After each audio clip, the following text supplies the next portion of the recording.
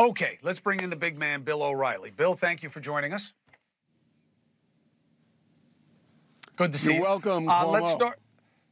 Let's start with the easy one, and then we'll get to what we were just hearing from Swalwell about what we're seeing on the left, which is unlike anything I've ever heard from the Democratic Party in my life. The Epstein thing.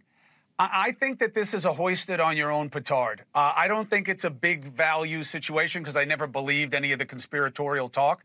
But the president is not well served by the people around him on this one. I don't think he really cares about Epstein one way or the other, and I don't believe there's anything in the files that kills him. But the people around him botched this, Bill, because they fed all these people this conspiracy fodder about this, and then Bondi 1 minute says it's on her desk, the next minute there's nothing to it. Kash Patel and Bongino, who made such a market in the conspiracy, all of a sudden say it's not true. It's a terrible look for the administration. What's your take? Well, I think President Trump could correct it anytime he wants to correct it. And that's the question is, I don't know why he doesn't. So all you got to do is say to the Attorney General, you're going to hold a press conference. You're going to tell him generally what we've learned about the Epstein case in a very methodical way. You'll answer some questions. You're not to mention any names because that could destroy people. I talked to President Trump man to man, eye to eye on St. Patrick's Day about this and the Kennedy files and the King files. It was all one conversation. And he said, and I agree, there are a lot of names associated with Epstein that had nothing to do with Epstein's conduct. They maybe had lunch with him or maybe had some correspondence for one thing or another.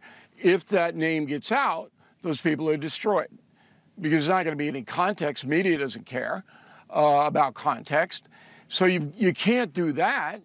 You can't destroy human beings by putting out the files, whatever they may be. But you certainly can have Attorney General Bondi say, this is what we know.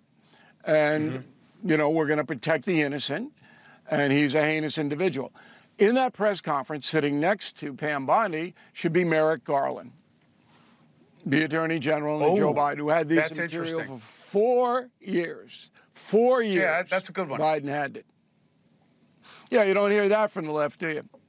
No. No, listen, what you do hear, which I agree with, is if Merrick Garland had stuff on Trump that's in there, he would have given it to him. Now, I have to say something. There's a point of clarification.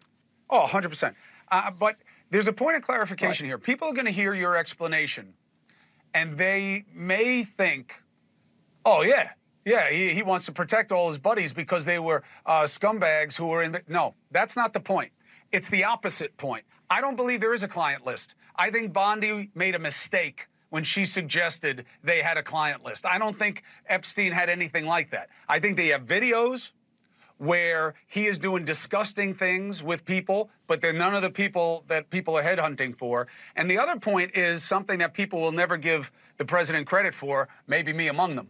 But there is no client list. And if you put people's names out, they are going to sue the government and they are going to win because they are going to show that the government had reason to know that there was nothing felonious in their relationship with Epstein.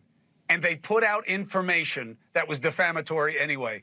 And that's the reason not to do it. You're going to ruin people's lives who had nothing to do with the behavior. Well, but when people hear it, it sounds like a cover-up. Trump and I were talking about unintended consequences, not legalities. And I agree with him, but this is not a difficult thing to do, shouldn't be anyway, for Ms. Bondi. And then you can find Merrick Garland, probably at a Club Med somewhere in the Caribbean, just get him out. And he won't come on, but it's a good point. Now, you made a couple of mistakes earlier that I'm going to correct in a gentle way, because that's, of course, who I am. Number one, I don't have any buddies to protect, so anybody who would say that would be totally insane. Number two, we have seen this kind of hatred on the left before, and it happened during the Vietnam War, that you had a radical element in the Democratic Party that was supporting the Black Panthers, for example, that were calling for murder. You had Jane Fonda sitting on an anti-aircraft gun in North Vietnam while the war was going on. That's about as extreme as you get. So this has happened before. But I don't believe that most Democrats buy into this at all. I think Murphy is irresponsible in Connecticut. I think he's a loon. I don't respect him at all. Swalwell, I do respect. I don't think he's a loon. I think he understands what's happening. But remember this, Cuomo. You get headlines by being the bomb thrower. That gets you attention. But this has happened before in our history. There's no doubt about it. But now we're in a position where the Trump administration is winning. That may end tomorrow, but it's winning. Got the big bill, got the Iranian diminishment, it's winning. And that is driving people insane on the left. Look, I think there is a part of that. I just think that there are a lot of opportunities for Democrats to show that they would have better remedies for what is pissing people off about affordability and other inequities in the society. The real ones I don't did. believe most Bill, my father Democrats did. I don't believe most Democrats think that Trump is responsible for the Guadalupe River. I just don't. I think it's 10%. Oh, no, I agree with you. And a lot of them I agree with you. A lot of them agree are with on you, MSNBC because they make money doing that. But that's how you make it. But that's how you make it. And that's why they're doing it. I agree with you about the ratio. And they know it's poor form. They know it's poor form. Like I made the joke about Murphy. It's like going to a funeral for a guy who died of a heart attack and talking about his diet. It's not the right time. Red meat consumption. But there you're only doing it. There are bad hombres on the Hill. Yeah. There are bad. There's no question. Let me a little personal thing here, Cuomo. You ready? You okay? You ready for the personal thing? Yeah, so far. So Saturday night, one of the few parties that I'm invited to because people don't like me. Your brother was there. I had a nice conversation about you weightlifting, and I said to him, "Governor, do you lift those weights? Are you?" I don't think he does.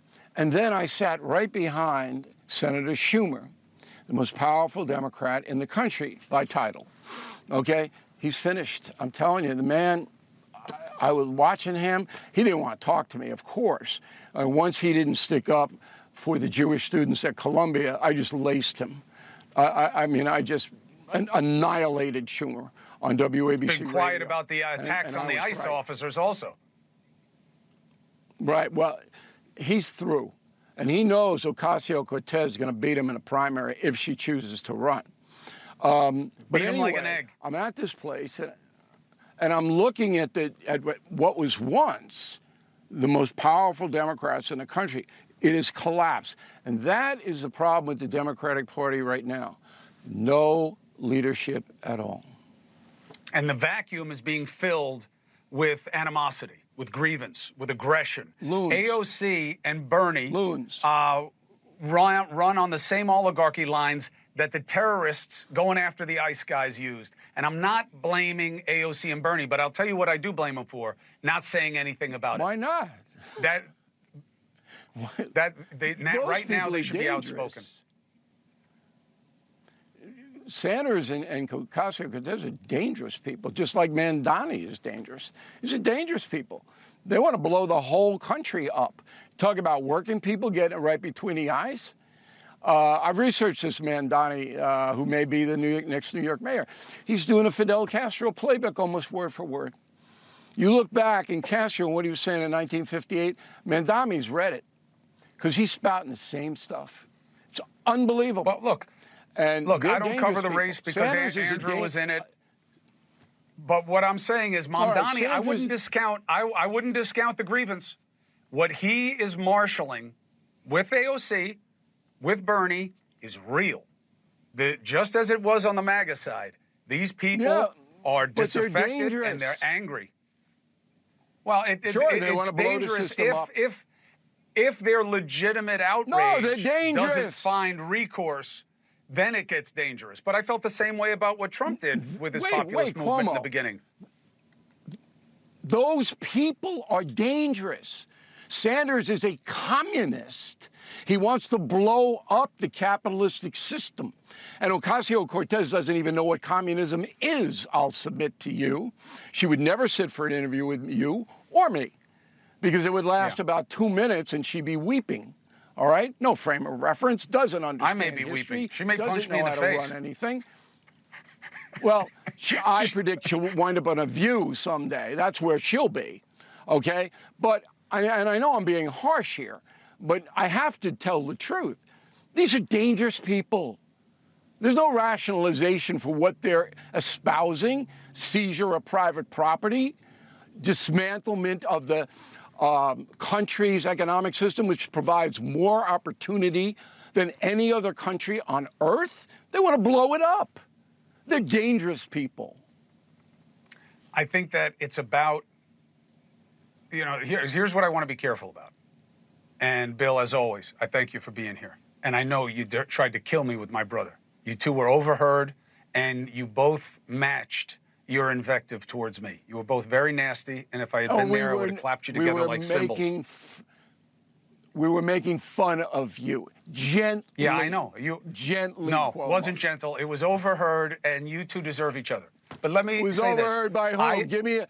Give me a name. No. Don't give me anonymous sources. Give me a name. Lolly told me. Lolly told me. Okay. Lolly told me. Didn't. She was on the other side Lolly of the room. told me. Lolly told me. Big mouth. But hold on. This is the only thing I want to be careful about. Is the people, the working people who voted for Trump, are right to be desperate for something better. The working people that came out in Brooklyn and in Queens in this primary are also right to feel desperate and to want something better. It's what is being sold to them as a remedy that I believe can get very dangerous very fast. And I think it's a really important distinction to make. It's how we had the deplorables issue. I've said from the beginning, not everyone who backs President Trump is a bigot. It's just that he did happen to have a lot of bigots in the beginning who were backing him. This is the same thing. They're not all whack jobs on the left. They're not all going to attack ICE agents. But there are extremists in those ranks now. And we're going to live absolutely. And that's why the ICE people, are protecting their families with masks. Yeah, One more, listen, just a quick plug. Go ahead. I am like dominating YouTube now. I don't even know how it happens. I don't even know how to get on YouTube. But apparently my YouTube channel, youtube.com/Bill O'Reilly, is exploding. Now, one of the reasons is that I'm taking topics that I don't do on the No Spin News, I don't do on NewsNation, and I do about 12 minutes. And the topic this week fits right into what you're asking. The disenchantment of people who are not succeeding in America. But they are exploiting this, and they want to create, they being the radical left, a welfare state. Exceedingly dangerous. So check it out on YouTube. Cuomo, you'll be a better man for it. I blocked you. Bill O'Reilly, thank you for being on. As always, appreciate you. Okay. Take care. All right.